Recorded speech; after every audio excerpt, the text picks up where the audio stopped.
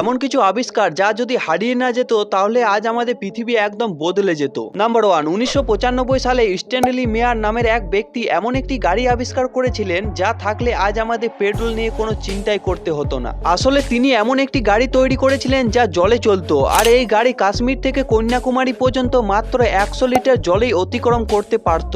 এমনকি Stanley live টিভিতে এসে এই গাড়ি জল দিয়ে চালিয়েও দেখিয়েছিলেন, কিন্তু এর পরে স্ট্যানলি বড় বড় কোম্পানির কাছ থেকে হুমকি পেতে শুরু করেন। আর এই হুমকির ফলস্বরূপ 20 মার্চ 1998 সালে হঠাৎ রহস্যজনকভাবে স্ট্যানলির মৃত্যু হয়, আর স্ট্যানলির মৃত্যুর সাথে সাথে এই আবিষ্কার চিরদিনের মতো হারিয়ে যায়।